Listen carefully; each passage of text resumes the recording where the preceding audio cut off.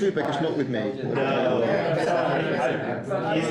He's switched it on. It's on. It should be hearing us. Because you're sleeping. I was like, oops. Get this so I get the name of your book correctly. Well, good afternoon, ladies and gentlemen. It's a great pleasure to see you all here live at the RAI. I think also at the moment we're also live on the internet. So this is not the time for cursing, unless you want to curse to the whole world, which I'm sure you don't anyway. So it's very nice to see you. My name is David Shankland. I'm the director of the Institute, and we are very, very privileged to welcome Freddy Foks for this seminar about his new book called Participant Observers, Anthropology, Colonial Development and the Reinvention of Society in Britain, which we shall pass around the room, strictly to be returned, please, in due course. We also must congratulate Dr. Foks in obtaining a position at the University of Manchester. It's the Siemens. It's the Simon At the University of Manchester, where he's working on a completely different project. Although anthropology is not banned, it won't be his formal focus. So, with a normal thing today, the only difference being we will be on the internet as well as in the seminar. Freddy will give his paper first. Occasionally he might pause and ask what we think. Apparently that's the way it's constructed, so please feel free to ask a couple of questions at that point if he thinks it's appropriate. And then what we'll do is we'll, so you know, also online, please do feel free to send in your questions to the Q&A box, not to the chat, please, because it's more difficult to see. But what we'll do is we'll talk in the room first, and then we'll turn to the online questions afterwards. We've found that works better, so we can have a face-to-face discussion, as well as having the benefit of your wisdom online. So I think that's about it from me, except do join the RAI as a fellow if you're not already. We're open to everybody, and everybody has a good time when they do join us. So I think that's fine. So now we turn to our speaker and welcome him to the RAI. Thank you so much for having me, David, and thank you, Amanda, for all of the setup help and technical support. And thanks to everyone else at the RAI for hosting me today. You can probably hear in the room and online that my voice is gone. It's been gone for 2 weeks. This is the best it's been for 2 weeks. I feel a lot better than I did a few days ago. So I've got a glass of water, and if it's a bit quiet online, I can take this approach. I was told that even if I whispered in this room, everyone would hear me. So title slide. For people who don't know, what is a participant observer? Participant observer is a researcher who, while apparently a member of a group under observation, gathers information about it. And the book really is about how this becomes one of the kind of core principles, perhaps, of anthropology in Britain, or one part of it. But also it's a bit about me. I'm not an anthropologist. I'm also not really a participant observer. I've met a few anthropologists who think what I'm doing is a bit weird or odd, or not the kind of history that maybe they would tell about their own discipline. So I'm also a kind of outsider. I'm a historian, and a historian in modern Britain, and I'll explain how that might change the way that I shaped and thought about this project than if I say had been an anthropologist writing a history of anthropology, maybe to teach undergrads or graduate students. So the talk is structured in these parts. It go roughly in this order. So the first bit will be about what's the main kind of driving question of the book, or one of them at least. And then I will provide you with a really, really condensed lit review of like 4 books that I think are especially important and that my book slightly differs from. Then I'll give you a kind of very potted version of the argument that I make in the first 3 chapters about why I think social anthropology changes in the way that it does, why it looks the way it does by the 1940s, and why that's different than the 1910s and 20s. Then I'm going to do this dreaded thing where I'm going to ask you for some feedback. So get ready. You might need your phones. If you're online, you'll need to be fast with your fingers, ready to put in a code from Mentimeter. There may actually even be feedback before then. So get your phones out if you've got a phone or a tablet or a laptop. This is this kind of thing that I use in teaching, Mentimeter. So you can give me some feedback on my slides. Then I'll talk about chapter 5, which is about community studies in the 1950s. And then I'll kind of zoom out and say, so what? Why does anyone matter? Why does any of this matter? I mean, as I keep telling my family, my dad and my little brother in the back, this book is really designed for like 15 people to read in the world, max 50. But hopefully many of you are in this room or online. Why does telling another history of social anthropology in Britain matter? Does it? Maybe it doesn't. I don't know. I'll be interested to hear your thoughts. So to begin, I'm going to make this a little bit smaller for the people in the room to hopefully be able to see all of. I'm going to make it like this. Is that better? So it's not being cut off so much by this bar in here.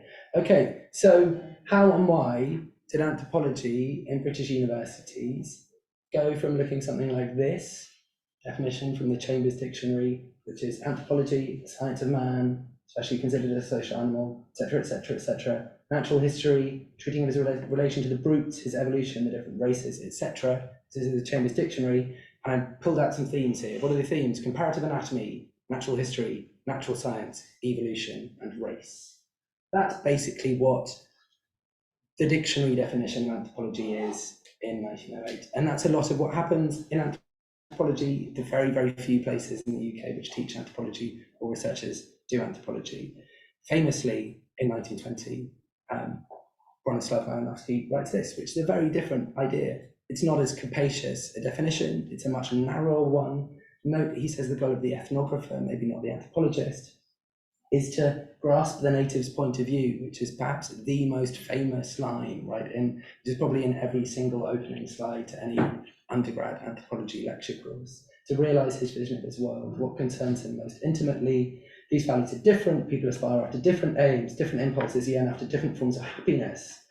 And each culture has different customs to satisfy those aspirations, different codes of law and morality, which reward their virtues or punish their defections, and the ethnographer should study institutional customs or codes of study of behavior and mentality. Very, very different.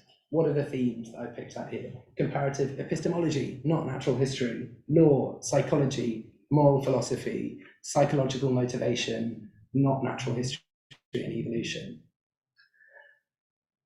This doesn't happen as a gestalt switch in the 1920s. It's not like this book's published and everyone thinks, whoopee, this is what anthropology should be forever. British anthropology looks more like this by about the 1940s or 50s in some places, in some universities. So that's basically the outline of the book. How do you go from A to B, and what impact does that have on the broader intellectual culture? This is not, I should make clear, a history of the whole of anthropology in Britain, because lots of people carry on with Model A up to today, right?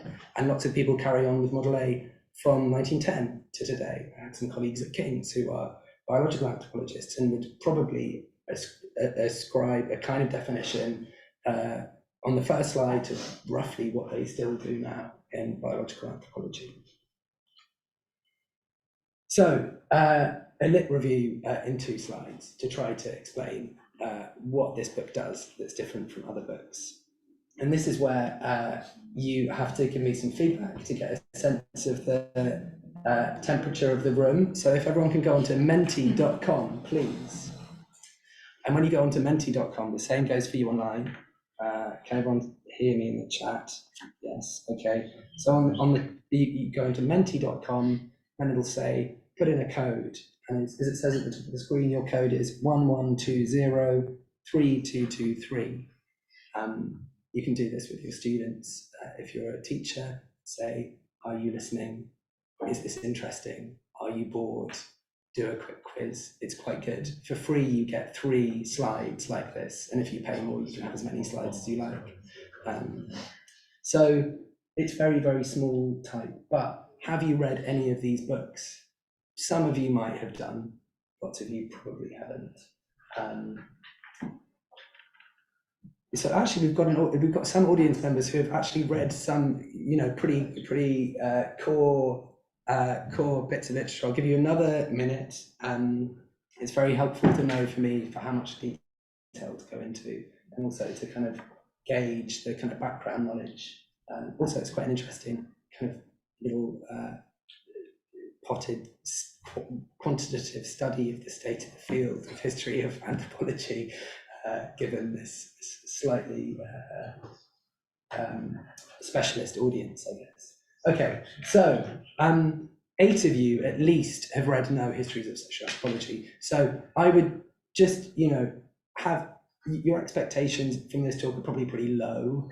You're probably not going to learn loads and loads and loads about the history of social anthropology, but you might come away hopefully with 1 or 2 sentences of things you don't know. For those of you who are at Cooper Anthropology and Anthropologists, which is 14 of you, you'll probably understand like most of this talk. And some of you have read even more kind of specialist literature, like Stocking or Cooklet. 2 of you have read Andrew Banks' book, which is fantastic, which I'm going to talk about. The next 4 of you have read Jeremy McClancy's book, which I'm going to talk about on the next slide as well. So the next 2 slides are really for the kind of anthropology history geeks. If you've never read any history of anthropology before, don't worry too much. So what are some of these books? Pioneers of the Field by Andrew Banks, brilliant book, very, very different from my book. It mostly focuses on South Africa and it focuses on women anthropologists. So it looks beyond Britain and not just at great men. Does that history help us explain how we got from A to B? To my mind, not that well within UK universities. Perhaps in South Africa, yes. But it's striking how many of the people who Andrew Bank writes about travel to the LSE to study at Malinowski's seminar, and how many of their students do as well.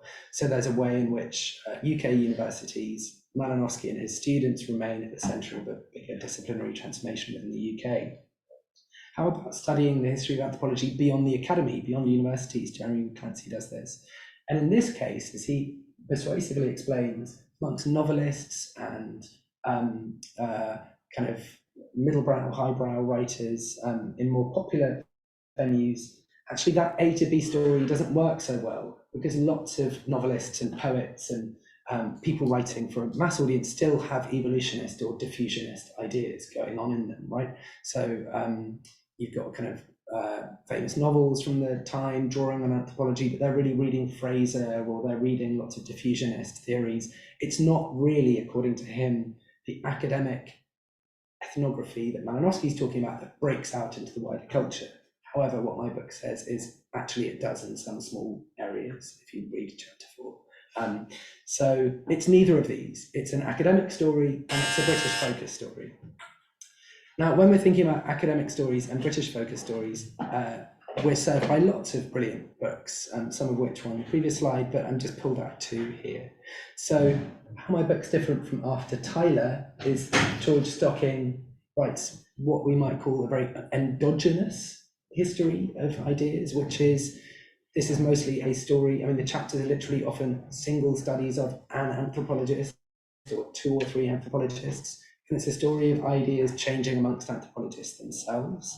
And as I've said in this box, it threatens to explain intellectual change as a question of personality, disagreement over theory, rather than, say, looking to politics or funding, although he does obviously bring that in. I mean, it's a very brilliant book.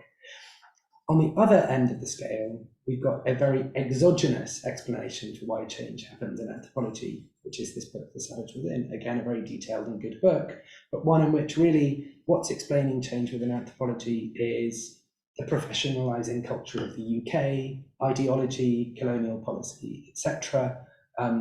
This is a story in which outside forces are really impinging heavily on the discipline, and that explains how we get from A to B. So for Stocking, it's a question of evolutionism turning into functionalism, basically because lots of powerful, important men have different ideas by the 1920s and 30s and 40s, and that's why it changes. And according to Cooklick, it's because they're kind of professional bourgeois men, and functionalism is an ideology which represents that class better than does evolutionism.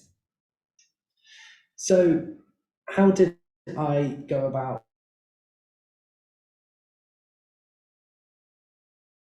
this? I mean, there were lots I used, but I've just pulled out two here. One is thinking beyond what Stephen Kleene calls discipline history towards intellectual history. So discipline history is this very endogenous history, and endogenous means change within its own system. And the way that he says discipline history works, it's an account of historical development which is defined by the concerns of the current practitioners of a particular scientific field. So lots and lots and lots of disciplines do this. Anthropologists often are interested in the history of anthropology because they themselves are anthropologists, want to look back in the past to see the development of their favourite or least favourite theories over time, and pick winners or losers and tell a story about how the discipline did or didn't change in a way that they would see as worthwhile or valuable, or something like that. What Stephen Kleene calls intellectual history is less this siloed, narrow, disciplinary history of just looking at the history of economics, or anthropologists just by studying anthropology or economics, but excavating what he calls a lateral site. So ideas might often move between neighbouring fields. So in my book, I look at sociology and economics, and I look a bit at law as well. And I show how what we now see as core ideas within anthropology actually developed within a very kind of multidisciplinary and interdisciplinary contexts. The other thinker who helped me maybe get beyond this endogenous, exogenous idea was a sociologist, Randall Collins, who writes very kind of bracingly about intellectual conflict and critique among schools of thought. What he sees in his kind of very stripped back zero-sum game idea of how schools of thought emerge is that there's very little attention space within any discipline. There is a limited amount of attention that people can pay to any ideas, and what academics do is they compete over that attention space. They narrow it down, change its parameters, and they use resources to move it about and monopolize it. So what he says is the new schools of thinkers exploit career opportunities of an expanding material base that splits into rival positions because there are more slots that become available. So maybe A, in the past, evolutionism, Victorian evolutionism, has its own material base, maybe of gentlemanly scholars working in Oxbridge colleges with lots of museological artifacts or whatever it is. A new material base comes along. In my book, it's the Rockefeller Foundation and various other philanthropies, and say, here, have all this money for field work. That shifts the attention space, and it allows anthropologists to grab new slots and claim new forms of power within the discipline. So he thinks about intellectual life as a conflict that's structured by intellectual attention space. And you can go away and read some of these articles. I think they're very good, although I'm sure that they're very controversial in their own way. So where does that leave my argument about why social anthropology emerges in the way it does? So, as I've said, I've tried to build on the existing incredibly good and incredibly rich literature to just really provide a kind of footnote or provide one step in one direction. So what I say is that anthropologists as academics gather influence and power and patronage from outside anthropology. They grab resources in order to transform the discipline inside, right? That's what I get from kind of Randall Collins. But that's all very well for one anthropologist.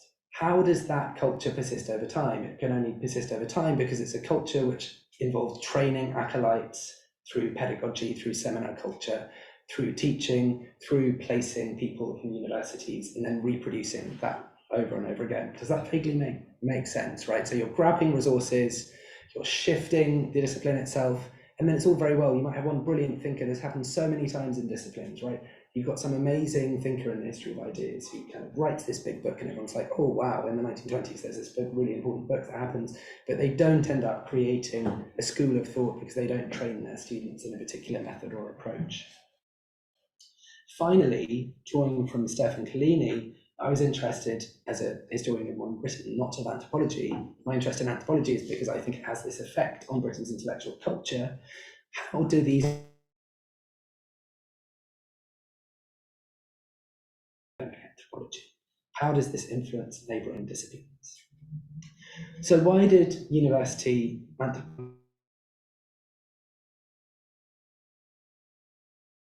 I'm not explaining the whole of the discipline, I'm not explaining all of university-based anthropology, only a small part of social anthropology.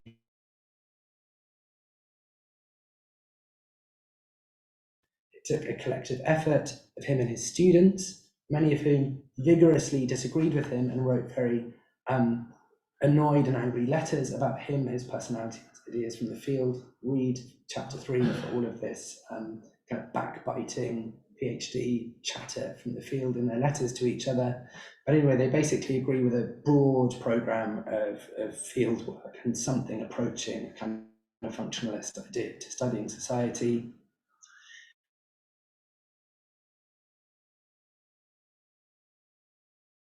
The UCL to Malinowski at the LSE, and then went to the Rockefeller Foundation archives. Other people have written about this, but it's striking to actually read the correspondence itself. Elliot Smith is furious in 1927 and 1928 that the foundation money is going towards the LSE and not towards his comparative anatomy school at the UCL. So he knocks out his competitors and he trains his students.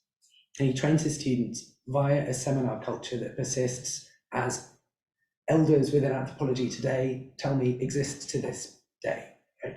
That LSE culture, to some extent, is reproduced through the big universities where Malinowski students go. It's often run by a very dominant male figure who trains their students around a table very much like this, gets them to present papers, they will tear them apart, and then they, especially when they come back from the field, and the acolytes are around the table, and then they go off and do their field work, and they get really stressed out because they can't imagine coming back and presenting their findings at the research seminar. That model broadly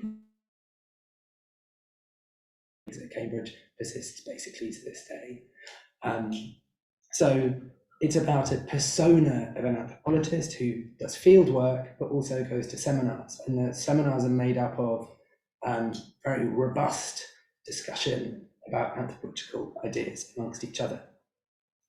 So what was the evidence for all of this stuff?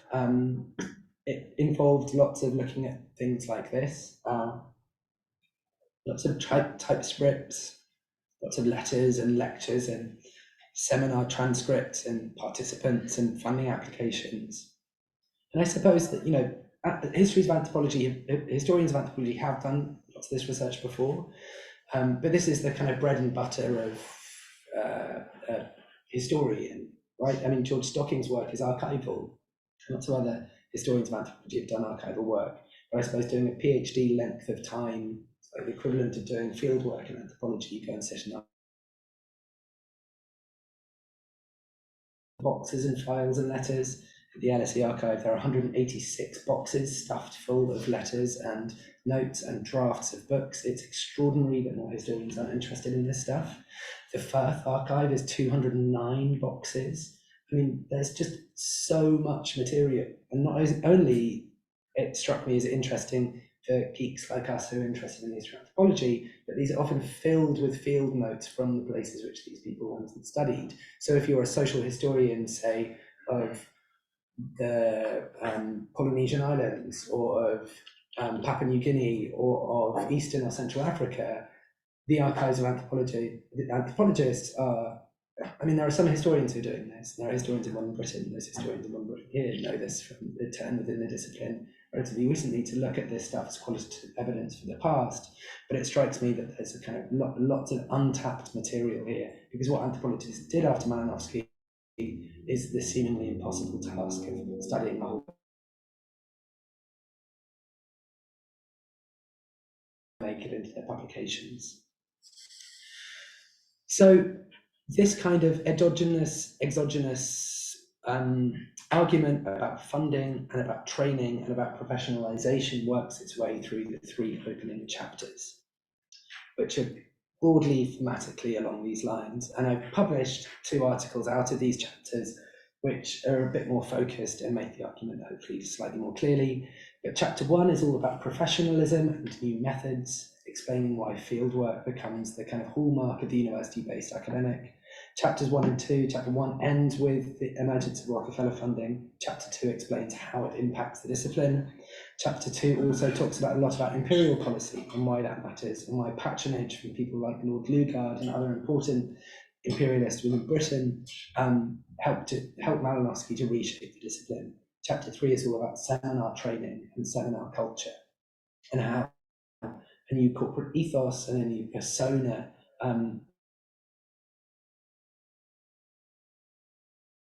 knew that was happening, write about it happening in their letters to each other. So here's a schematic I made, spending far too much time on PowerPoint. So another way of putting it is, we've got chapter 1, what I called before, A very broad definition of anthropology, mixes methods of archaeology, comparative anatomy, research on law, religion, morality, economics. And then this kind of middle splitting apart where social anthropology splits off to some extent from that, but I've kept the 2 bottom together because obviously some people carry on doing both.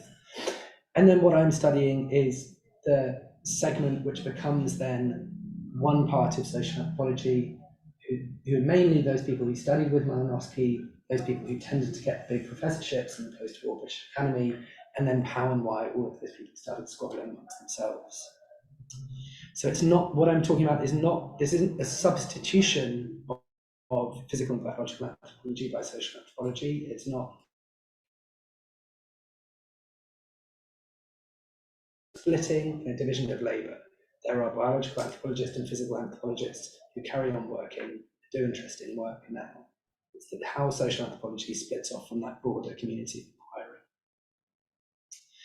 So where do all these people go? Almost at the end of part 1 here. This is a map made by the amazing Kate Blackmer from my book, which is in the front matter. Well, they go off and do all their field work all over the place. And my book follows some of them to a greater degree, some of them to less. You know, to fully flesh this out into a fully comprehensive history would have taken 10 or 20 years, kind of George Stocking lifetime amount of research. But I follow some of these figures. Malinowski's seminar in the 1930s, and from late 20s into the 30s, places at Cambridge, Leach and Fortes, at Oxford, Evans Pritchard, all those only for a small amount of time at the seminar in the late 20s. The LSE, Raymond Firth and Lucy Mayer. In Uganda, Audrey Richards, she moves to African Studies in Cambridge, in Northern Rhodesia, Zambia, and then to Manchester, Max Gluckman, and at the Institute of Education, the Professor of Colonial Education, Margaret Reed.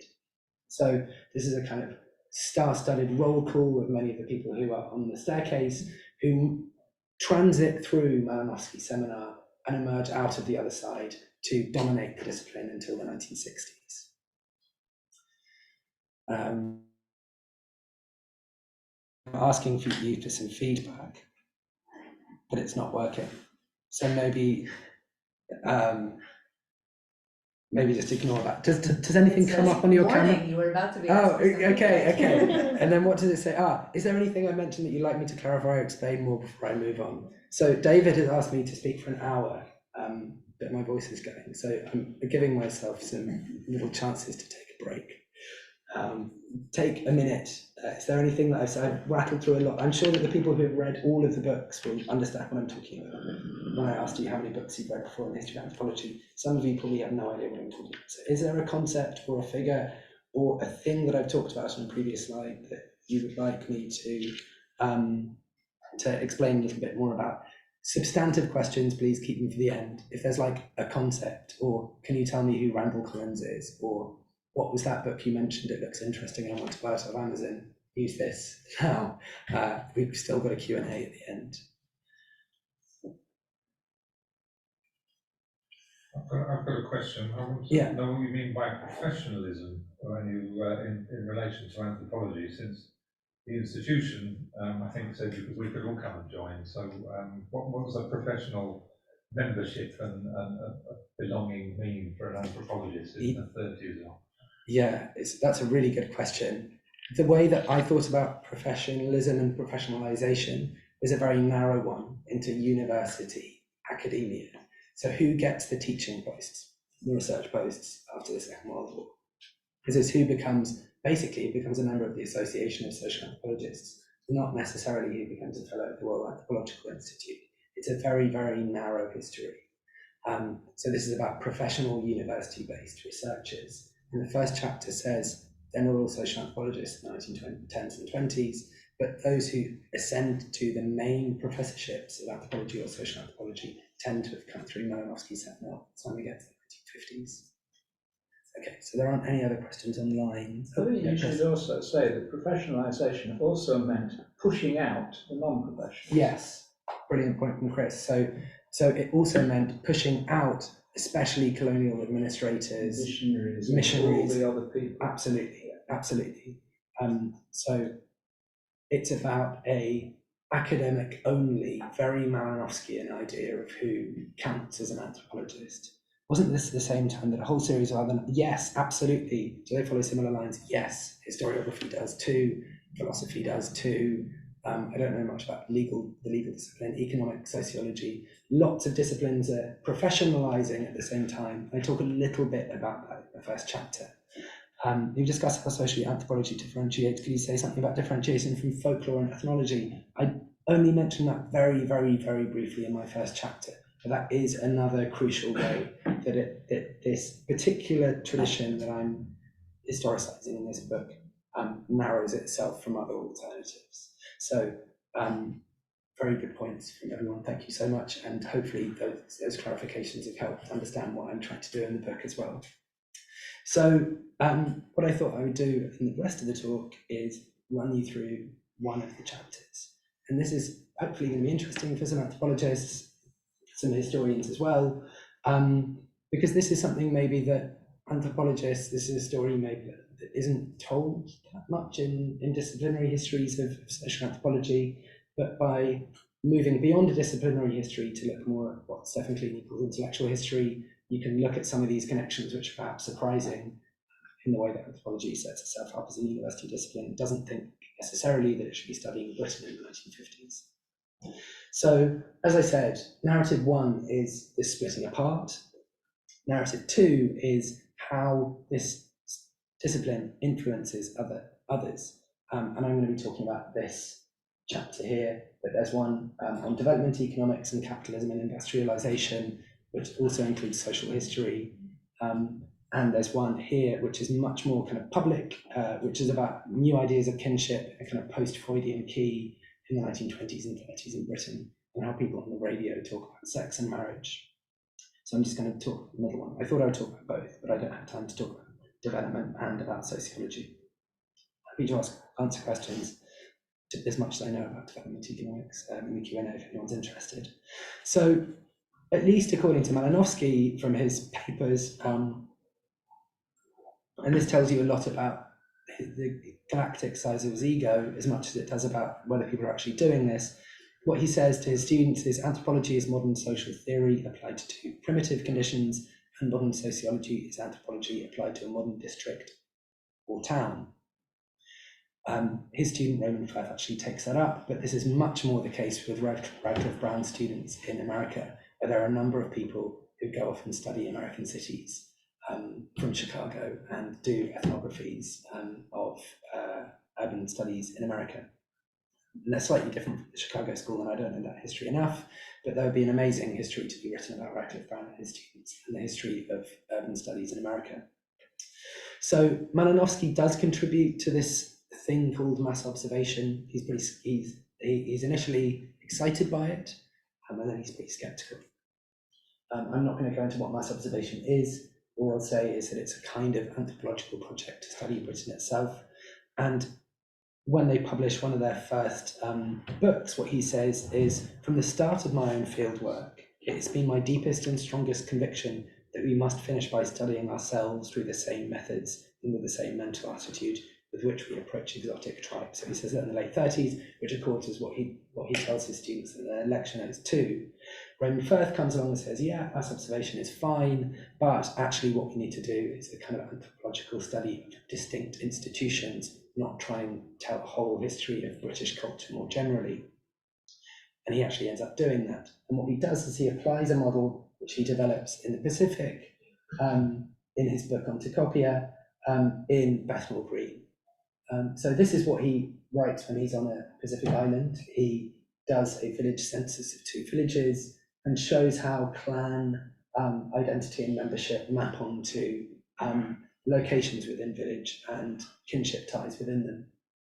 So after having written 500 words on this island, he says, by doing this, he's provided a kind of dissection of the anatomy of the society, viewing the kinship links as part of the skeletal structure giving the society its form. And he says, kinship is fundamentally a reinterpretation of social terms of the facts of procreation that should be a regularized sex union. The complex series of social relationships formed on this base comprises activities of residential, economic, juridical, linguistic order, constitutes a system of primary integration in society. So who people marry and have sex with is primary and fundamental in the way that the society is organised. And he thinks the same is true in the UK.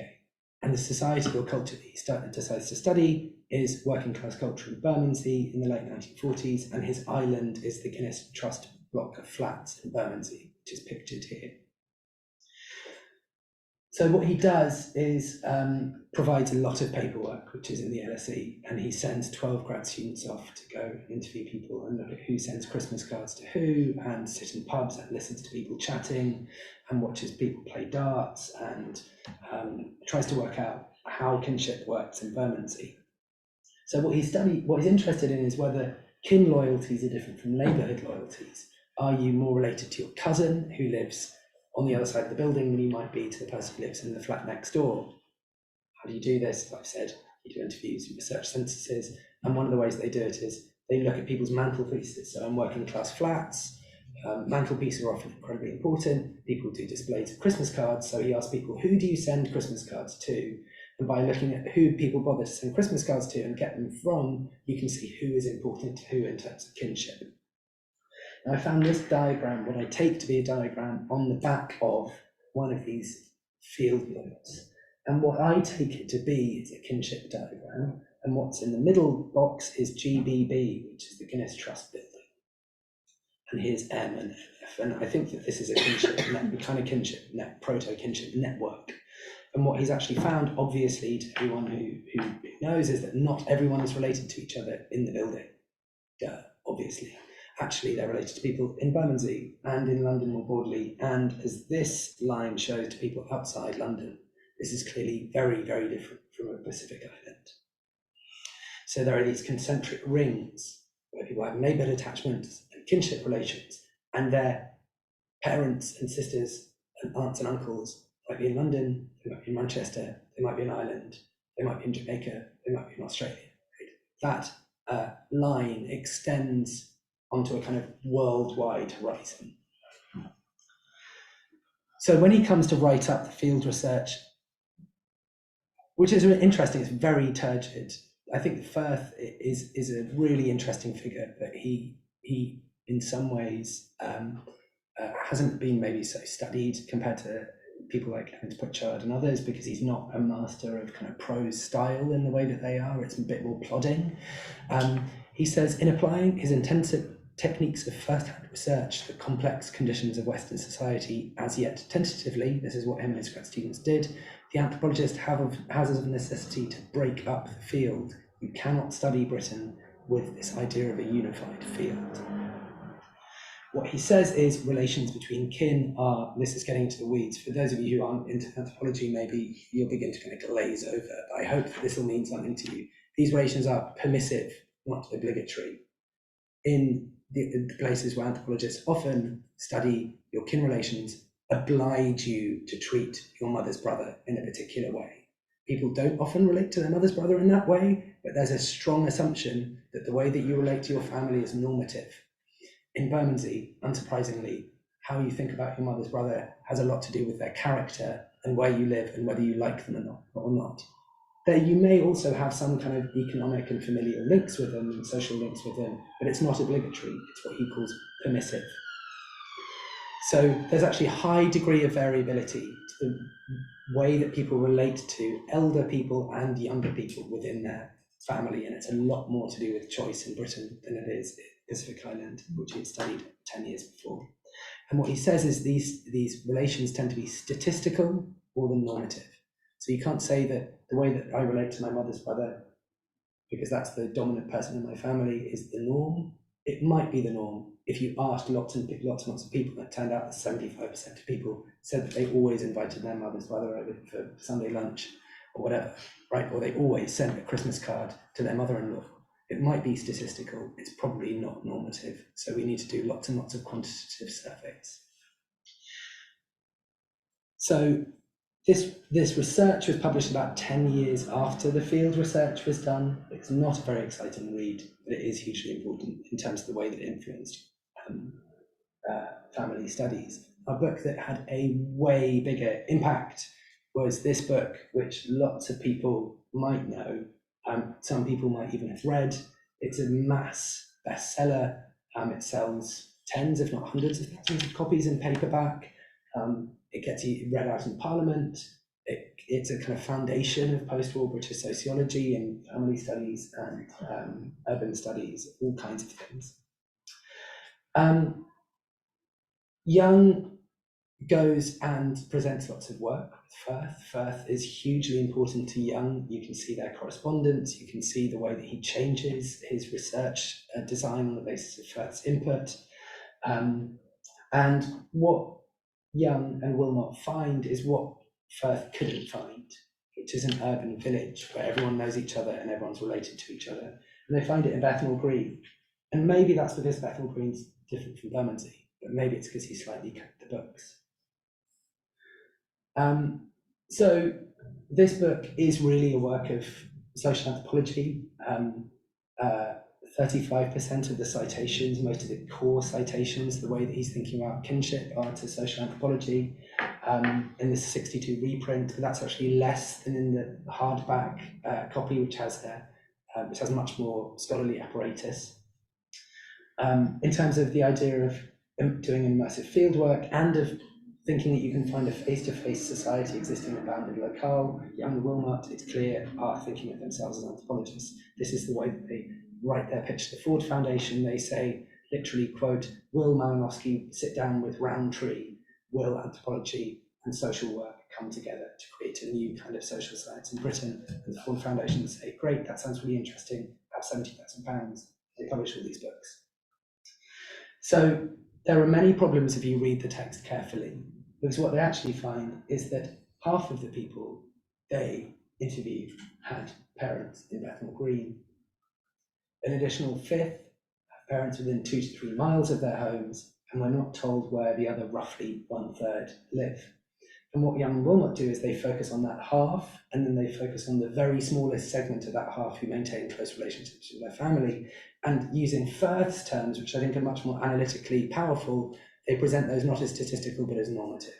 So they say, this is what working class culture is.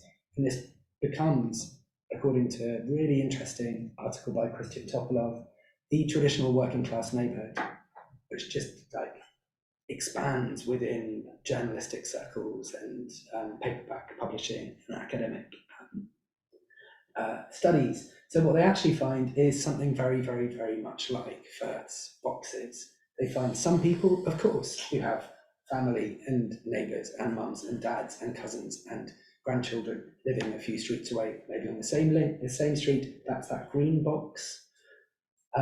They also find that 16 to 18%, about a fifth, are within that blue box, and that's within 2 to 3 miles. And if you're a Londoner, you know that that is a huge area, right? That's from the Elephant and Castle in the bottom left, up to Holloway Road, down to the docks, and up to Stratford.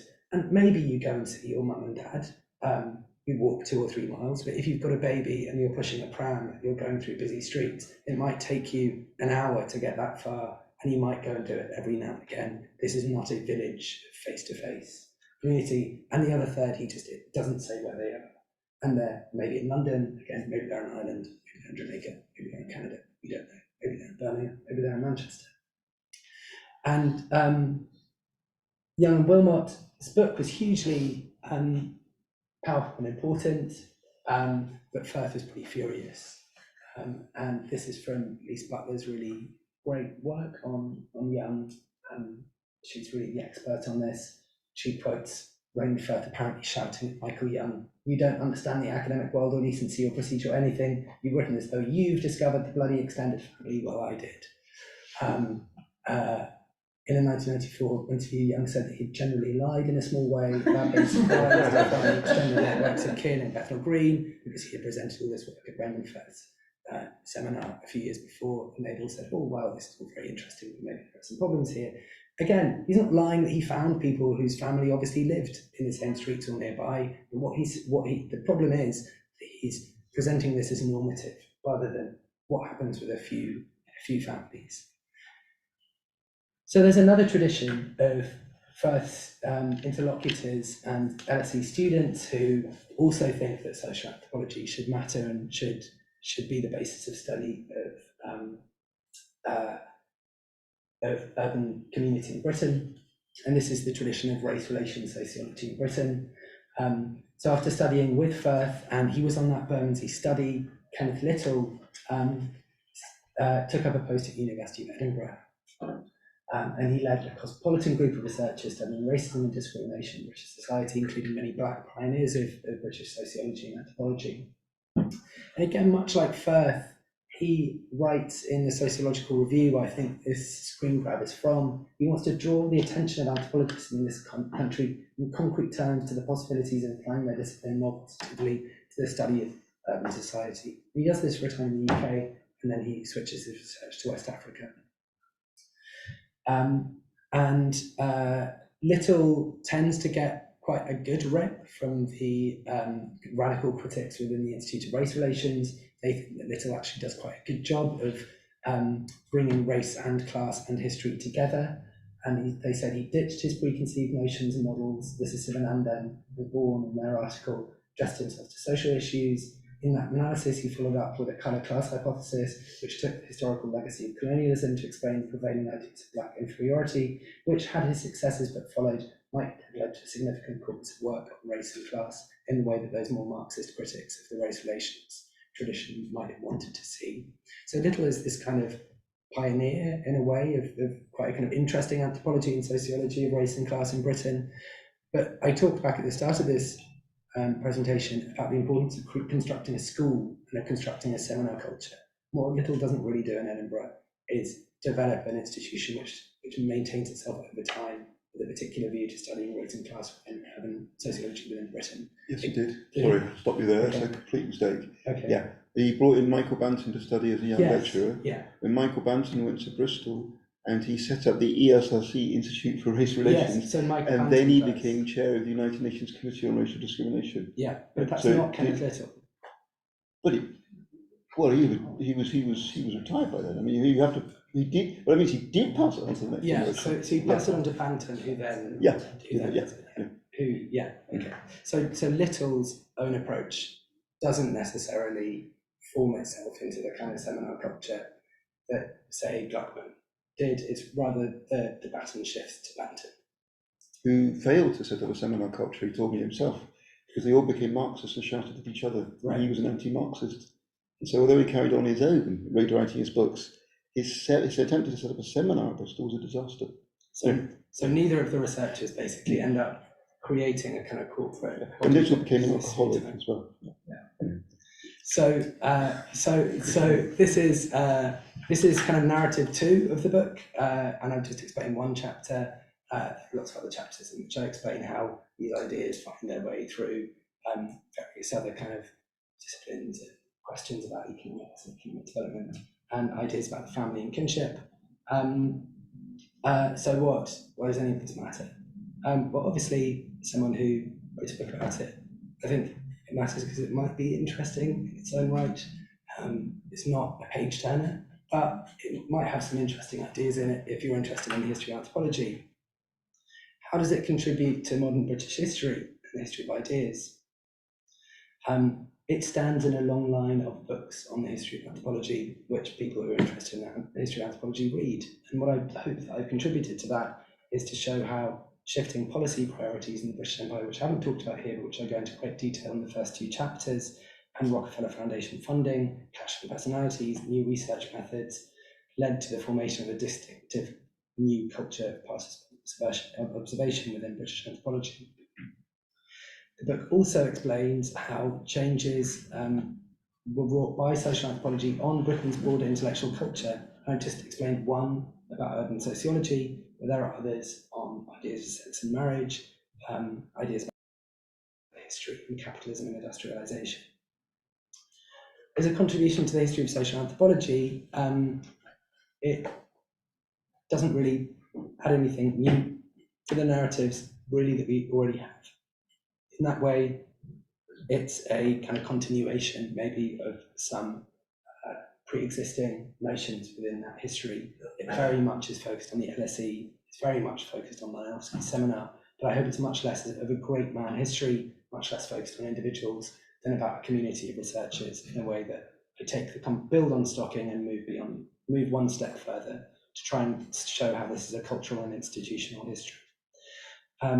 One of the figures, weirdly, who wasn't on my slides, which is hugely annoying, because that section was meant to end with Elizabeth Bott, who actually solves everyone's problems and introduces this idea of the social network. Isn't she there? She is there. Should I go back or should I just move on? No, okay. Maybe I can ask, if someone can ask a question about Elizabeth Bott, because I think that she's amazingly interesting and clever and solves all of Firth's and Young's problems. We'll introduce some figures who maybe don't make it off into the history of anthropology, like Elizabeth Bott, who as I talked about 2 minutes ago, and Phyllis Dean, who I don't mention, but I mention in my chapter on development, and many other people who maybe don't necessarily figure in the kind of great men histories. And for current anthropologists, genuinely interested in your views, I'm not an anthropologist, I never did any anthropology modules at university. Now and again I meet you, it's very nice to talk to you and to hear what your ideas are. What might this book offer? Maybe a bit more of an expansive sense of anthropology throughout its history has been in dialogue with lots of other disciplines. I'm sure lots of you now talk to other disciplines, but it's a very kind of multidisciplinary history going looking at the past. A focus that Stocking doesn't have in his work on imperial policy that's in the latest edition of Cooper's work, but I provide way more detail about that. And maybe something which in any of the books, which is about pedagogy and training, about seminar culture, and how important that is for the shifts in theory and method we see in 20th century social anthropology. So this book is £21 plus postage and packaging. If you use the code RAIPO and buy it via Wiley, I think. So I think you need to email or phone them up. And this is the list of all of the different chapters. So you can see I just talked about one. There are lots of other topics that I could have talked about, and maybe I could talk about in the Q&A. And someone please ask me about Elizabeth Bott so I can show you that nice slide. And I think she's really interesting. Thanks so much. Could you tell us a little about Elizabeth Bott? I've always wondered this, I'd be very grateful to you. Well, David, interesting that you asked me about Elizabeth Bott, because let me tell you about Elizabeth Bott in social network analysis. So, Bott was another one of Firth's colleagues. She teaches anthropology at the LSE in the late 1940s before she moves to the Tavistock Institute. What she does is she does very, very, very detailed interviews with couples about all kinds of things in their relationships with each other in the UK in the 1950s. And what she says in her really kind of groundbreaking work from the mid-50s, at the same time as John Barnes is making many of the same kind of discoveries in his social network analysis, is, quote, "The immediate social environment of urban families is best considered not as a local area in which they live," not Michael Young, Peter Wilmot, "but rather as the network of actual social relationships they maintain, regardless of whether they are confined to the local area or run beyond its boundaries." And what she does by charting who people know and how they relate to each other is you can build up a network which has a tight or loose mesh. So up here, you've got a highly connected network where lots of people know each other within that network, and a much more dispersed network at the top right. And what she finds out is that people with a much, much tighter network tend to have very strongly divided gender roles within the family, division of labour around household tasks. Those who have much looser networks tend to do more conjoint parenting and tend to be more the kind of 1950s suburban kind of families, which researchers were more interested in. So this is a way in which maybe if Michael Young or other researchers had gone into Bethnal Green, they would have found people with denser or looser mesh networks within Bethnal Green, and then they could have thought about how that relates to their families.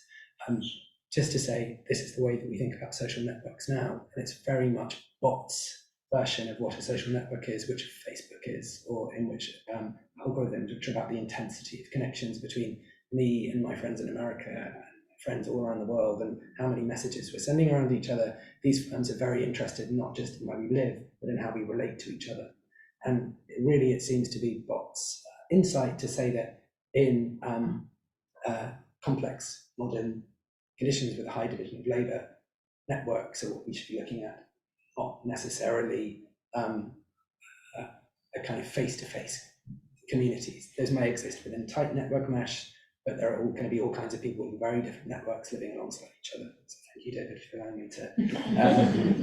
Thank you very much for the most illuminating presentation overall. Not only you have Elizabeth Bott, which for me is a revelation. Well, so online colleagues, please feel free to put your questions in to the Q&A box. I can see already we have several. But let's start with the room as you promised we would. I might just shift here so I can put my backs to people. Just whilst I'm shifting there, one of the things that comes to mind is from the Edinburgh story, which you began, is this very important dynamic between anthropology and sociology, which is clearly fluttering in the wings for everything that you talked about. Because my memory is that Little John became an alcoholic. They appointed Little, who became an alcoholic. Then they appointed Little, who also became an alcoholic. Little John, who also became an alcoholic. At which point there was an implosion, and what was set up as anthropology and sociology separated. So you had a separate sociology department and a separate anthropology department. So when Michael Banton moved to Bristol, they said to him, well, you want to do race relations, are you going to call your department sociology or anthropology? And he said, well, I'm a Radcliffe Brownian sociologist, and therefore, anthropologist, therefore I believe our discipline should be called sociology. So he then began to build up a department, but by that time, the definition of sociology in the wide world had changed, which is why he got a lot of Marxist colleagues with whom he was profoundly at loggerheads. And well, he used to win departmental arguments, 1 vote against 10. I mean, he was that powerful a personality. But it meant, though, that there was this strife almost between the two conceptions of who's got the right to talk about Britain. Is it the sociologists or the anthropologists? And the sociologists more or less won the battle, as far as I can see. Absolutely. And the anthropologists increasingly from the 50s and 60s define themselves as not studying Britain, study other cultures. And that's another story about the way that anthropology shifts at the same time as sociology shifts. Good questions, please, from colleagues and thoughts. Oh, Chris had this one had a figure. I got lots of questions, so I'll only ask one. Okay. You said you don't want a great man history. Well, nobody wants great man history. It's so out of fashion. You'd never get the book published if you said you were writing great man history. But actually, it seems to me, if anywhere justifies great man history, it's the early history of modern British anthropology. It's indisputable that Malinowski had a kind of charisma which was absolutely crucial to his ability to establish the school. That's something that everybody who was taught by Malinowski remembers and tells you about. David's point too is crucial. I mean, the guys in Edinburgh were drunks, and that was rather important to their inability to get their act together to organise a school. Raymond Firth rather lacked charisma, but he was a brilliant organiser, right? Who could manipulate committees and funding resources and so on. So actually, I mean, and of course Evans Pritchard and Forties and Gluckman, I mean, all these people have tremendous kind of personal skills. And so surely you really need to take, in this particular history of a very small group of people, in a very small number of universities, capturing a a disproportionately large share of the resources after the war, their personalities really did matter. I totally agree with you. Absolutely. And that's, I guess, the difference that I would say is that it's not the great man history that I disagree with in my book is basically about Malinowski and his students and how they worked in this institutional way. Is it's not just the brilliance of their writing, ethnographic writing. It's not that they have these ideas and that transforms the discipline. It's exactly, Chris, as you say, that they are political, institutional animals, and they grab resources and they are charismatic and they maintain groups of graduate students who they train. I mean, in that way, yes, it's a great man history, but it's not a parade of clever people with good ideas who win over a bigger argument because they have the best ideas. No, right. Can I just ask a question about some of the evidence that's coming out about the way some of these early anthropologists worked, and in particular, their fairly appalling behaviour sometimes when they're out in the field. And do you think it's too far-fetched to say that that early view of anthropology, which I will call the great man view, is part of that controlling masculine influence? And actually looking at those archives might be quite illuminating from that point of view. You know, from not exactly a feminist perspective, but from outside. And that's why they quite like the idea of a tight urban community rather than the mess of people living all over the place. Yeah, I mean, I think that I hope that someone will. I mean, some people are doing that research now in to look at the what you might call the kind of micro sociology of field research. But I think that's a. I haven't written about that much. I wrote about a little bit with some of Malinowski's students, but I think that the hypothesis that the kind of persona who's that dominating and controlling may have also kind of brought to bear that kind of personality in their relationships with their collaborators in the field. Probably right, and that the evidence will probably be there in their archives. Yeah, and an untold story. Absolutely. I think Chris Hunt was the next person. Yeah, thank you very much for the lively presentation. I'd like to come back to Elizabeth Bott. I think it's fair to say she's not prominent in anthropology textbooks. We don't teach her stuff. I hope her reputation's a bit higher in some areas of sociology. But you went on to make it clear that anthropologists don't really bother with Britain anymore. That's your impression, at least. But for quite a long time, there have been these debates about anthropology at home, certainly since an ASA conference in the 1980s. And you showed us Malinowski himself saying that the ultimate purpose should be to understand ourselves. Now, of course, Malinowski had the chance of going back to his native Krakow as a professor in the early 1920s, but decided the LSE offered better prospects, and the rest is history. In Poland today, you have a lot of anthropologists who study their own society in, some of them at least, more or less traditional ways, deriving from folklore. You also have anthropologists, a little bit more like Malinowski, who go to other places and try to do the comparative social science that Malinowski helped to build up. And you have sensitive issues when some of the comparativists also work in their own society, where of course they have lots of advantages. They brought up in the culture, they speak the language fluently, and they find their work about their own society is set alongside the work of people like me, or Americans, who parachute in for a year and then go back home and write a PhD. I just wonder if you have any further thoughts about these insider-outsider tensions, about the future of our discipline. You mentioned John Barnes for network analysis. Of course, he didn't develop it here at home in Britain. He was primarily an Africanist, but I think those particular ideas were developed in Norway. I have no idea what John Barnes' reputation in Norway might be, but he didn't stay all that long, and I could imagine he's not as highly regarded as perhaps we think he should be in view of the intellectual contributions he made while working a very long way away from home. So it's a general question about how you, as a historian of Britain, see this insider-outsider problematic as anthropology develops. Yeah, I mean, it's a really interesting question. I mean, Bott is the most cited sociologist in 1950s Britain, especially the monograph. I can't remember how many citations it has. But Mike Savage, who's a sociologist at the LSE, has written about her, interestingly, in a couple of articles in the monograph. I wouldn't want to prognosticate for the discipline of anthropology about this inside or outside relationship, but I was just very struck by reading in the archives and looking at what Raymond Firth was up to, and how Malinowski said these things to his students, that that there was a continual kind of minority report within anthropology itself that maybe Britain was part of the field of study that anthropologists should be looking at.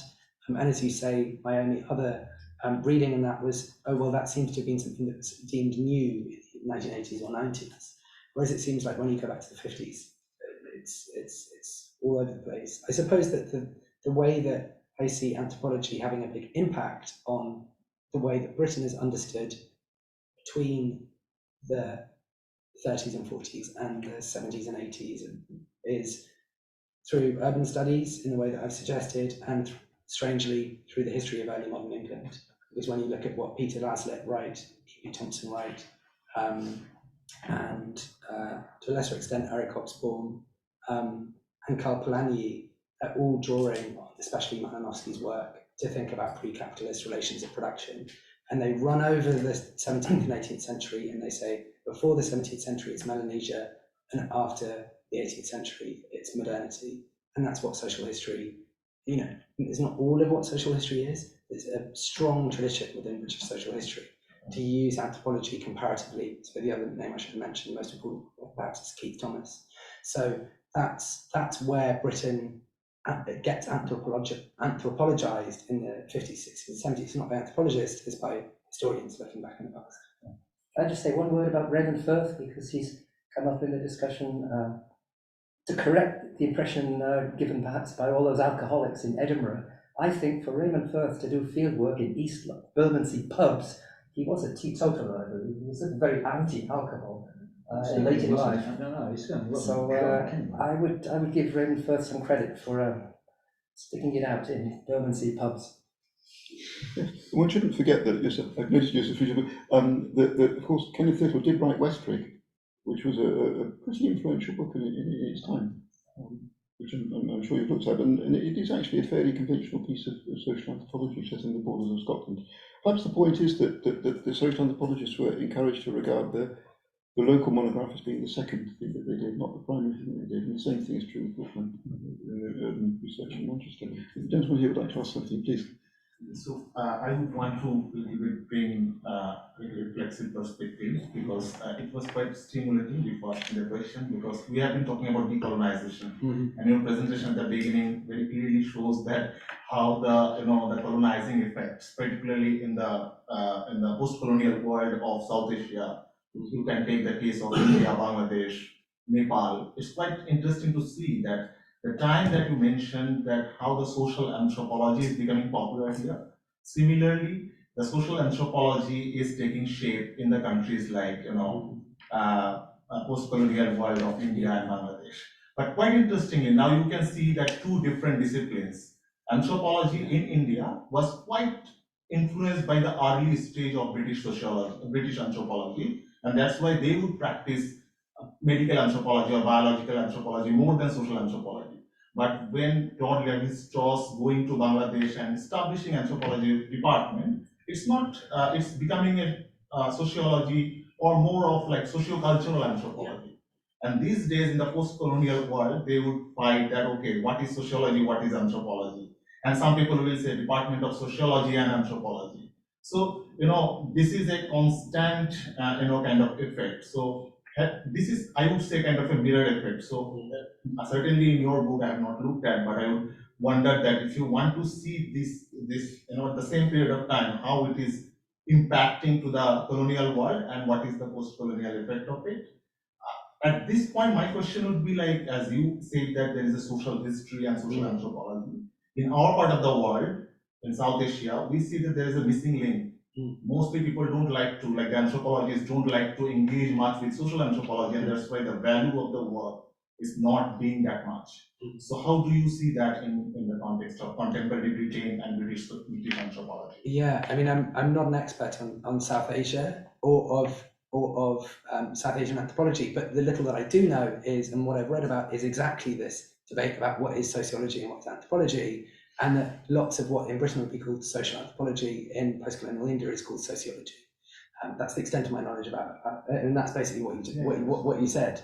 But I think that precisely where my book ends by just focusing on Britain, it would be brilliant if, you know, I'm sure that other people have done this, trace the line out to the 1950s and 60s to look at post-colonial universities. Places which I know a little bit more about are post-colonial nations within West and East Africa, and where intellectuals there reject anthropology very strongly, because what they want is modernization, and what they want is development, and what they want are economists and political scientists. So Nkrumah actually apparently has, according to Adam Cooper, who cites someone else, and I've never been able to find the picture, a picture in the antechamber of his offices, and it's a big picture of an African man breaking the chains of colonialism and running away at 3 white guys. And one of them is a missionary holding a Bible. I think one of them is a businessman with a briefcase, and one of them is an anthropologist with a copy of African Political Systems by Sheldon Fortis. So there's a way in which, and Archie Mufeji makes this argument as well, anthropology is important for a time for African intellectuals because it does this comparative move. But if you are interested in modernity, escaping colonial underdevelopment, what you want is Walt Rostow, or you want collective farms, or you want state building. You do not want people to tell you not to do that because you're going to break up the social relations of those particular peoples. And that's why elites in post-colonial African nations have very little warmth in the 1960s for anthropology, and much more interested in economics. And I don't know the case in India, but I'd be fascinated to know whether a similar situation is going on there. Yeah, I'm sorry that our Honorary Secretary, Raymond Lapthorpe, isn't with us, who set up anthropology departments in Africa at that time. He was asked to, so it's very interesting to know whether we can write to him subsequently. Thank you for your question. There is going to be a panel in the New Delhi conference of the IOS conference in October the 23rd to 25th, I think it is, something like that, on the history of the establishment of anthropology in India. So you might be interested in offering a paper to that. I think the call for papers is about to open up. Any more questions from the floor? I suppose I've got two.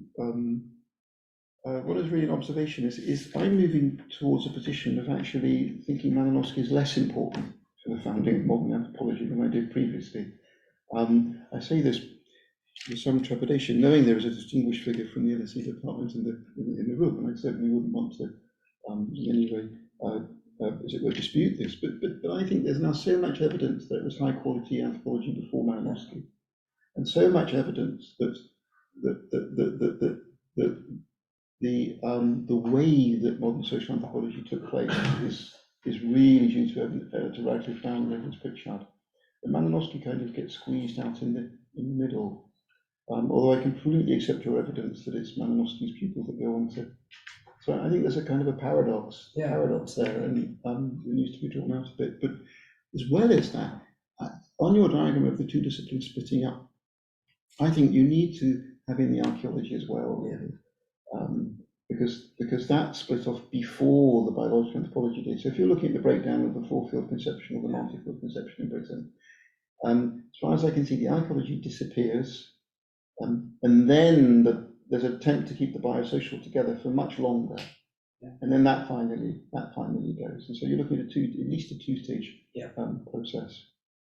Anyway, I don't know what you think about either. I think those observations are both right in terms of, I think that the Radcliffe Brown to Evans Pritchard pipeline and Meyer Fortes as well explains a lot more about the theory that people are interested in the 1950s and 60s than Malinowski's intellectual impact. But I think that in terms of the institutionalization of the discipline, which is kind of what I'm focused on, but Malinowski's kind of remains more important. In terms of the archaeology and anthropology, I think you're totally right. A colleague at Cambridge, Anita Hurl, talks really interestingly about Haddon's importance in the parts of the world which she studies in the Torres Strait, and how it's actually Haddon who provides a huge, and his archaeology provides a huge amount of resources now for contemporary islanders interested in history, interested in land rights and claims. And it's exactly the connection between anthropology, migration, and archaeology that interests lots of researchers now in the islands. So I suppose that this comes back to this professionalization question. There are always these kind of other traditions which exist alongside the professionalization story, which are important for all kinds of different reasons. I really just focus on this one that I'm talking about because it helps me explain the A to B story that I'm trying to get to. We'll have to talk about it. Let's imagine three people standing on a table and the famous stone coming from Mars. You see, which is it going to hit? If it had hit Malinowski and we only had Radcliffe, Brown and Evans Pritchard, I think social anthropology in Britain would look a little bit different, but not much different from today. I think they are the crucial shapers. They'll be a little bit different in the methodology. If, however, the Mars... It like the UCL anatomy department. No, it wouldn't. That's the point. That's the whole point. That's not a serious argument. I mean, that's It is from my point of view, totally serious. I mean, the point is that nobody ever thought that Malinowski was a great theorist. Exactly.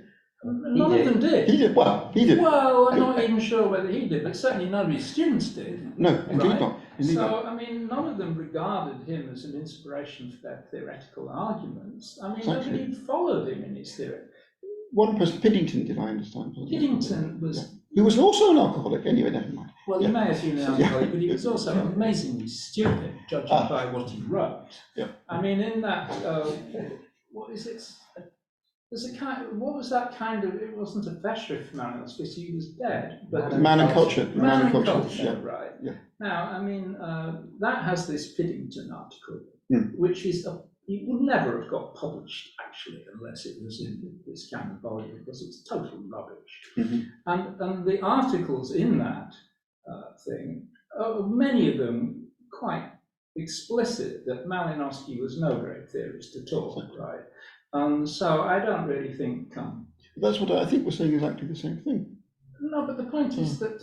So why does everybody think Malinowski was the sort of founder of modern British anthropology? Because of this emphasis on fieldwork and his drive through it and his charismatic ability to marshal resources and attract students. I mean, after all, Radcliffe Brown wasn't in Britain until he came back to Oxford in 1935.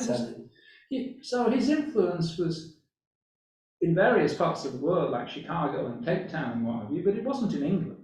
No, but I think, to answer your question, I think you would say they're wrong. Sorry? You said, why does everybody think that social anthropology began with Malinowski? I think they're wrong. I think it's just a Well, mistake. they're wrong insofar as that, of course, it didn't simply begin with Malinowski, but they're not wrong insofar as Malinowski's role in all this was enormous. I hope that chapters 1 and 2 of my book Anyway, I don't want for a moment to. this I don't want for a problem moment to get through into looking it. at it gets into all these weeds. It gets If into all nothing these else, weeds. because it's been mentioned by Freddy, his ability to grab the lion's share of the Rockefeller money and then to do it again with the Carnegie move.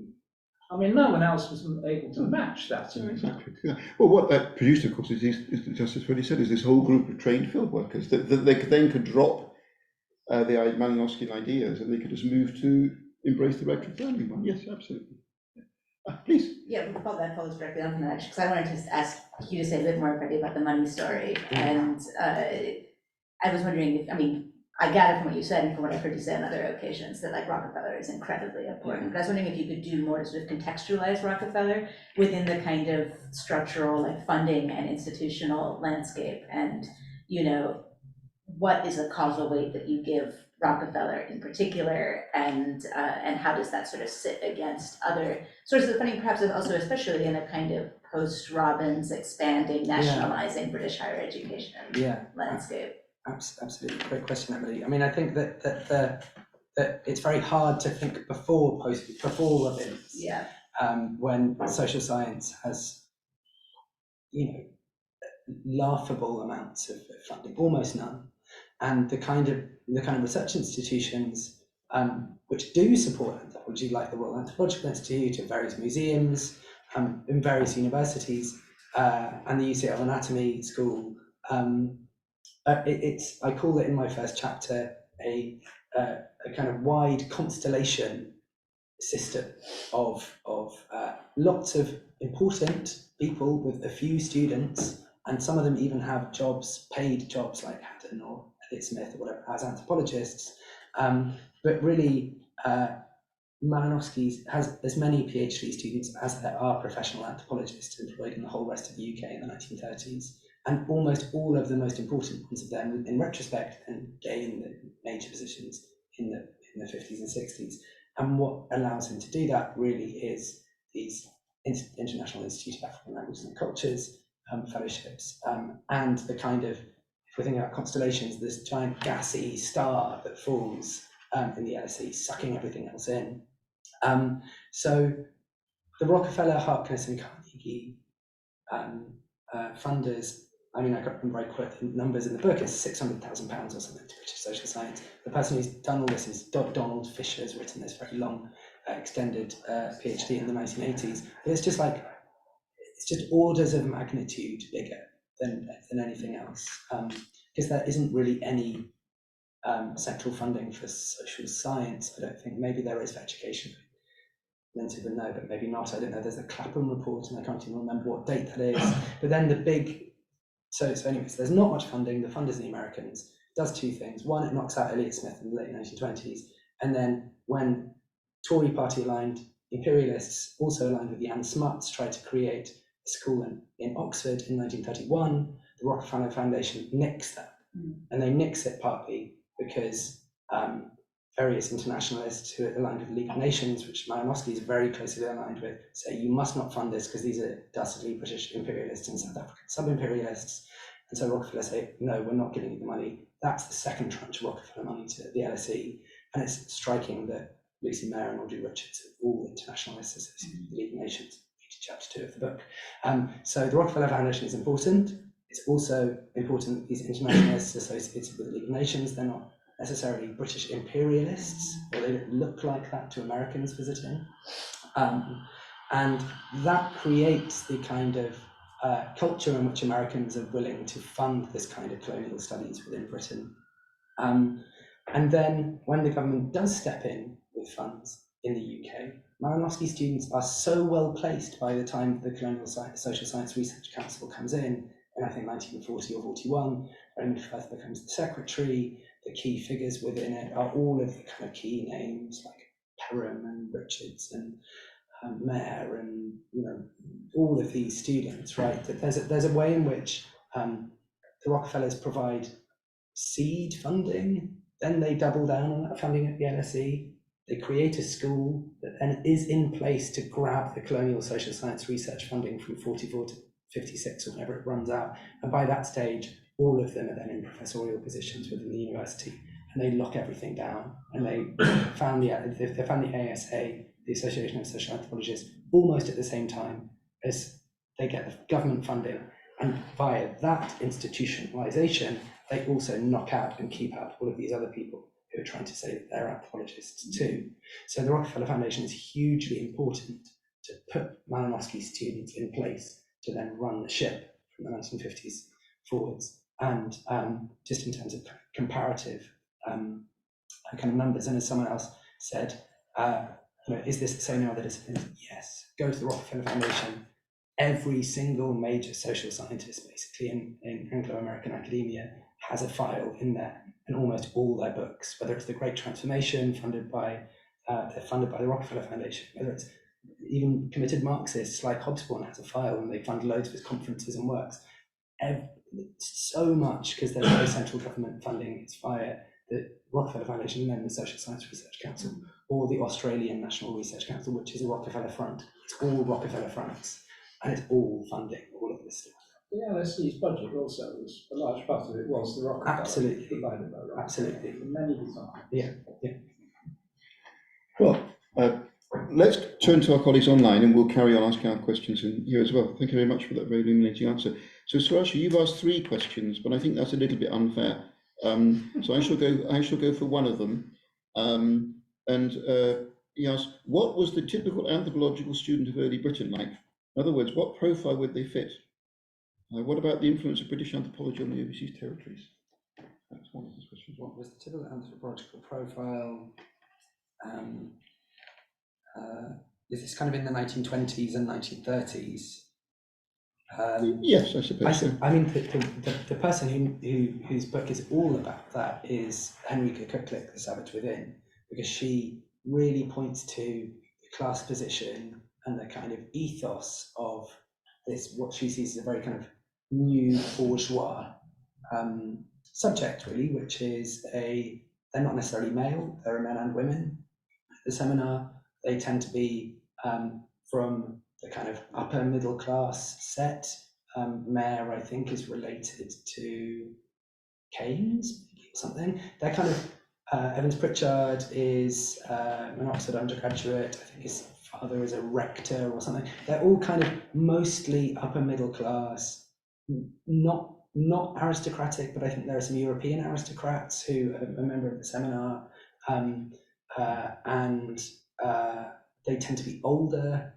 They're normally in their kind of mid-20s or late 20s. Mayor's already a lecturer, Lucy Mayor, that is already a lecturer in international relations when she becomes an anthropologist.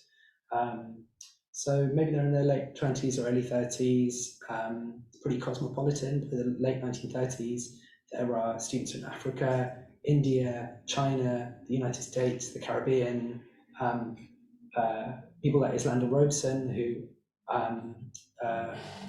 are kind of writing books which aren't necessarily just for an academic audience. There are activists like Ralph Bunche, who are African Americans interested in race relations, and there are people interested in international relations. It's a really mixed, interesting, cosmopolitan group of people, and a really interesting article and a chapter from the book that I'd recommend is by Mark Matera, who talks about the kind of global and colonial roots of lots of the people in the seminar by the late 1930s. But of the Brits, I would say they're pretty elite.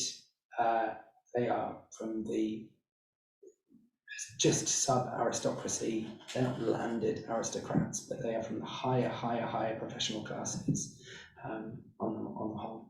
And Henrika Kuklik makes a lot of that to explain what they think. Yes, of course.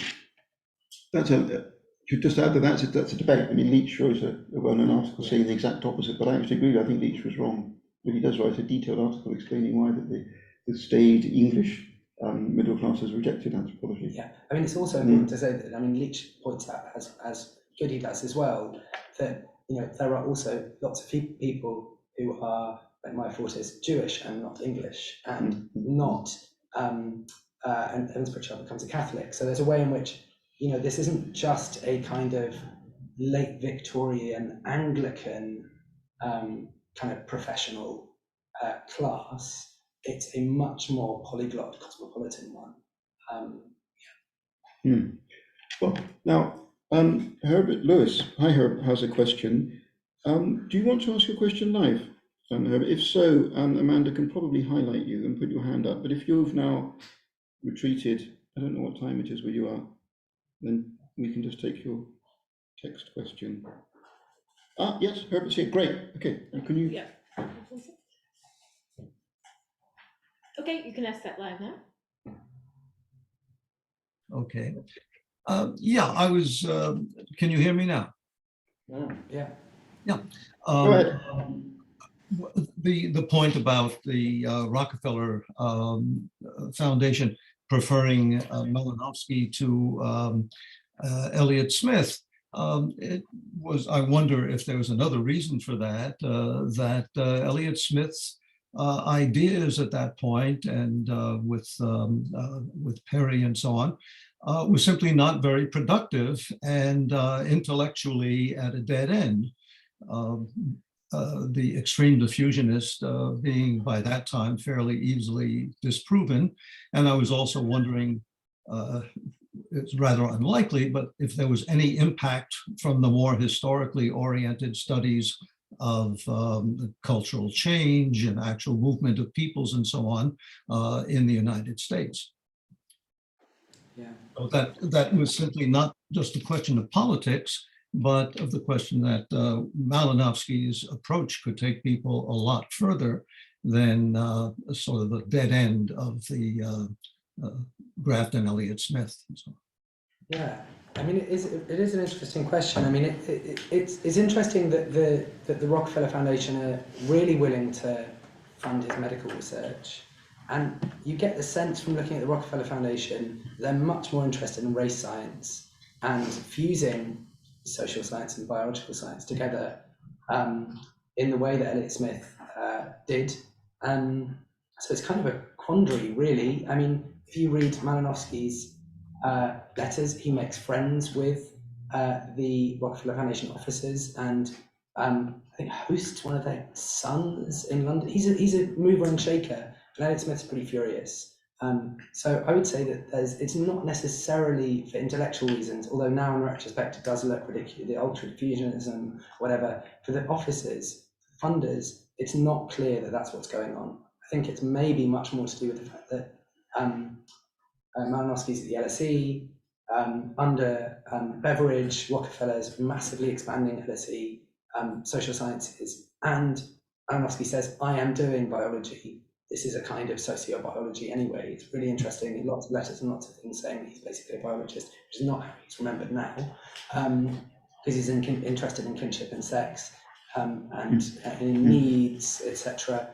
He's a functionalist biologist, he doesn't look at germ plasm, whatever it is that other people are interested in at the time.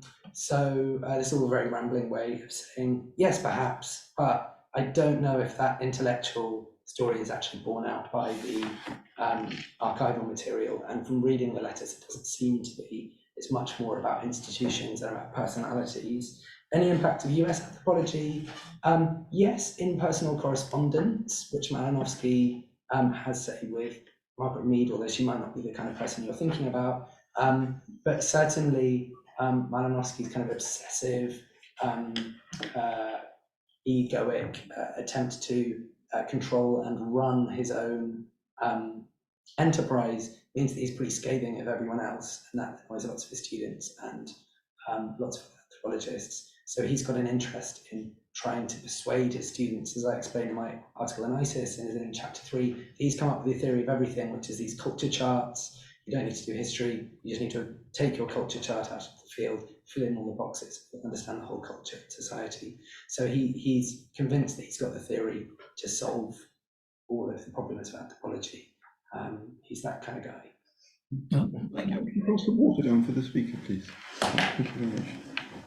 Thank you very much for your question, Herb. Right, so we crack on.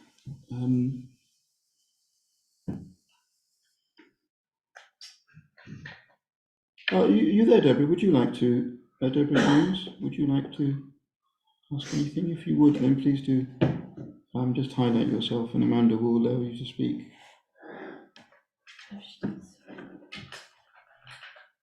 David Mills has his hand up. Okay, well, let's take David Mills first then while we're waiting for Deborah. Deborah may have had to leave. Yeah, David, okay, go ahead. David. Great, thank you, Freddie. That was really interesting. I learnt lots, which of course was your intention. And I think you're absolutely exploring all the right issues. I wanted to push you a bit on something from your excerpt, which is on the website, where you comment about Perry Anderson and his analysis of why social anthropology was the deviant within English society and culture. Did he get it wrong, and why? Why could he not see the influence of social anthropology? Or was that because he was another conversation? Thanks. Yeah, it's a really good question. I kind of end the introduction and begin the conclusion with some thoughts about Perry Anderson and the idea of anthropology being the kind of deviant discipline. I think that he's kind of right and kind of wrong. I mean, I think that he's right that social anthropology was hugely generative, intellectually exciting and important, and stands within the history of the social sciences to me. I mean, I've written a book about it, as one of the absolute important contributions to human knowledge, without getting too a kind of overly glitzy, but you can pick up any, I mean, I'm sure that anthropologists now, I don't read much anthropology now, do important work, but you read any of the classic ethnographies of the 30s, 40s and 50s, and they are extraordinary works, the ones that have survived. You know, this is a kind of couple of generations of extraordinary writings. And I think that he's someone who could kind of recognize that. And also, approached his lofty longing for the totality, as he put it. He's a Marxist, not a kind of functionalist, but they wrote in this way about a kind of totality in a way that he wanted to.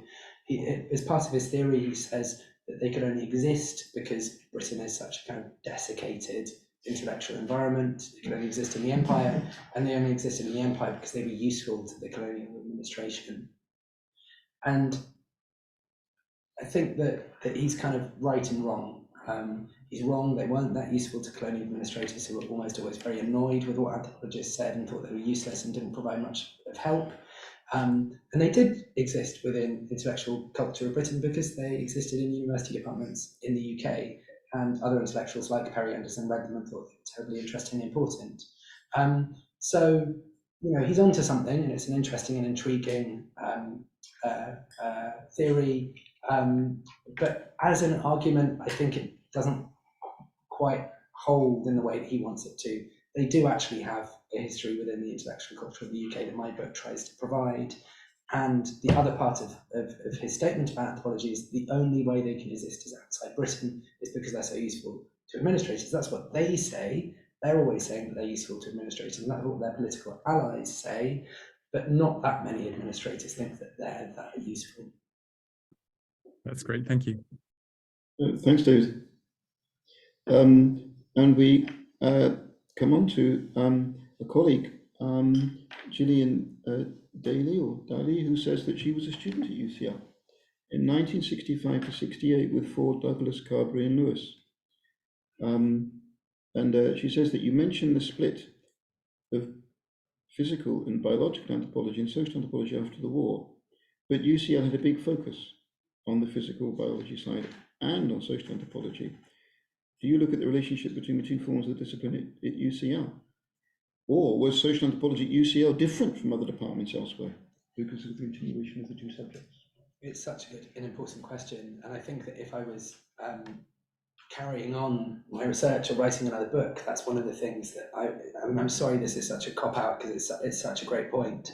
UCL and Darrell Ford and the other people there, Buck, that's why I kept I didn't want to, you know, my little segments, I didn't want to say that they were totally separate, because there are some places in which they carry on, and UCL is one of them. So no, I don't really follow that story in the book. So it's not a book that will tell you about the history of UCL, but I hope that someone writes that book too, like I hope that someone writes the book about the impact of Wycliffe Brown within America and in the UK. So I'm sorry that that's a bit of a cop-out, but the answer is basically I don't really talk about it much and didn't do much research on it, but it was always in the back of my mind. Well, thank you very much. Jeremy Michelangelo, I see you're in the audience. Would you like to ask a question? Because you have a note that you make at the end there. Would you like to go live? There we are. Jeremy's with us. Okay, hi. I thought that was really interesting. And in fact, I was just typing that to David Mills. I think your comment about UCL actually is spot on. I've done a bit of preliminary work there and realized this is it's a surviving outline in a way that nobody else has picked up, really. And there's some very interesting work to be done on the history of UCL anthropology after the diffusionist giants have gone. In other words, really what we're looking at is perhaps starting somewhere in the Second World War and then going through to the retirement of Darrell Ford.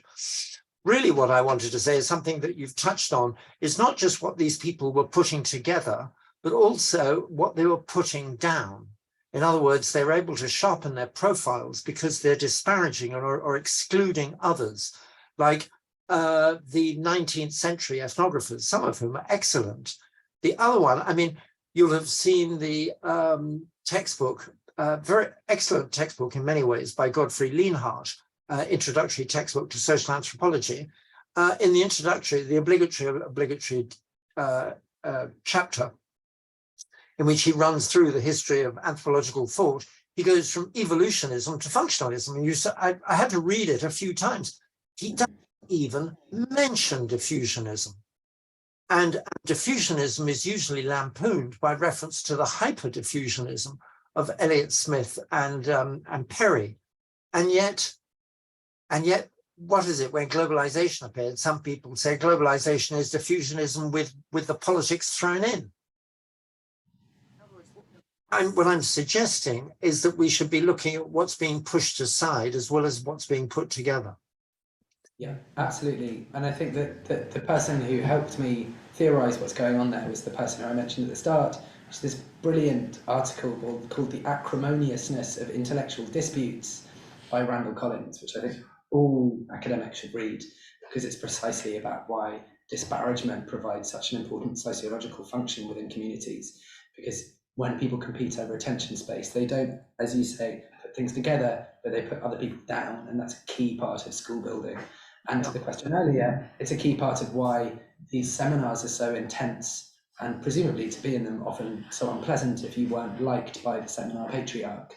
In terms of the UCL, absolutely. I mean, as with the previous question, another one is talking to museum anthropologists. Museum anthropologist carries on, and a diffusionism of a kind of Hadonian kind, or thinking about how history works and how culture and technology changes and moves around.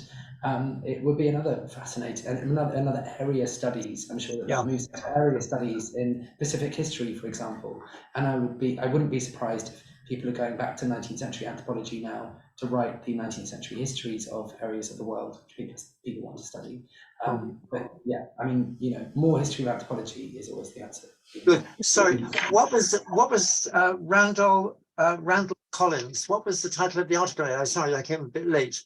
Randall Collins was The Acrimoniousness of Intellectual Disputes. Lovely, thank you very much. But of course, you're familiar with the book Ethnographers Before Malinowski, which has just come out by Femulin and De Rosa, which actually looks at a whole series of anthropologists that came before Malinowski, some of whom were really very good indeed.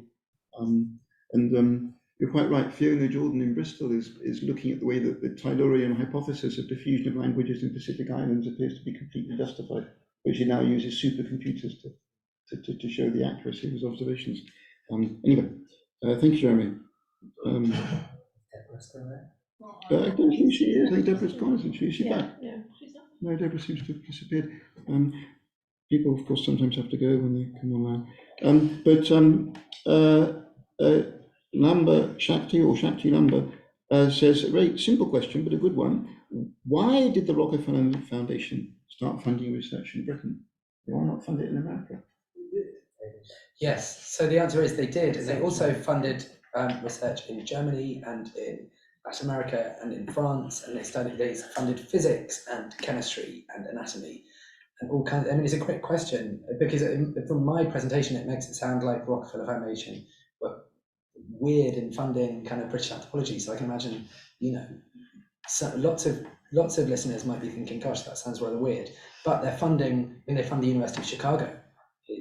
Basically just sits on a pile of Rockefeller money. And they fund the Department of Human Relations in Yale or Harvard, I can't remember. Anyway, it's like loads and loads and loads of social science. Andrew's here, they fund lots of medical research. So the Rockefeller Foundation, and then what's now called the Social Science Research Council, which is a Rockefeller tributary kind of organization, and then the Ford Foundation comes in, and both of their archives are held together in Sleepy Hollow in New York. And there's the Harkness and the Carnegie Endowment. There are all of these philanthropies, and they are funding lots and lots and lots and lots of different research in lots of different disciplines. And as the story of anthropology reveals, if you can get hold of those streams of funding when there aren't any others around and direct them in your own direction, you can do it. You can change your discipline very drastically. Please, Chris.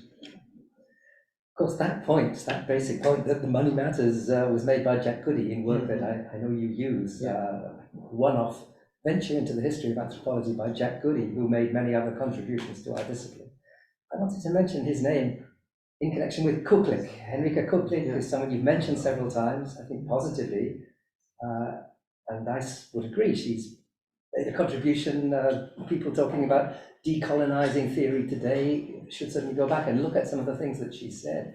but they should also look at Jack Goody's response. I mean, it's quite ferocious in the appendix to the book that you cite, where he says it's just outrageous that this American could generalize about British anthropology the way that she does, this glib, the Whig tradition in British history, and the impression that, that there was a collectivity. There was, in some intellectual sense, I think, a collectivity around Malinowski, but when you start looking at the individuals, they were so incredibly different. And Goody, as one of the last participants, I mean, he was never a student of Malinowski, but he did field work in colonial Ghana. He joined Nkrumah's party long before independence. I think he was one of the anthropologists who doesn't quite fit your stereotype of somebody documenting the traditional culture who will be out of favor in the 1960s. He continued to work after 1960. But I just wanted to recommend, really, Jack Goody's polemical review of Cooklick for another way to approach the history of those decades. Yeah. And he too stresses the Rockefeller money was the key to everything. Yeah, absolutely. And he had access to Maya Fortes and Evans Pritchard's correspondence and lots of Maya Fortes' papers, which are very, very interesting, which has since been deposited at the Cambridge University Library, which I've read parts of. I mean, Cooklick is really interesting. Empirically, it provides lots and lots of details. As a history of ideas, it's not very good. It has this very rough and ready equation of what your social status is determines the ideas that you have, and it's not actually very good on the intellectual history of early 20th century Britain, because yes, there are guardrails around what might be acceptable or why you might be a liberal or what liberals might think or what they might think about international relations or whatever, but you know, the history of ideas is much more complicated than the one that she provides. We're back to insiders, outsiders. I mean, how could an American ever get it right? Well, I mean, I think after Tyler is a much richer and more informed intellectual history. Yeah. And there are lots of American, I mean, in our field, lots of brilliant American historians of British intellectual culture, and I feel like Cooklick would have done well to read all of those fantastic 1980s and 90s histories of British academic life. Just for those who don't know, you're referring to the expansive movement, presumably? Yes, yeah. I could, yeah. Any more questions from the I think our speaker's beginning to now have vocal, whatever we might want to call it. So I think we just have to thank him for such a stimulating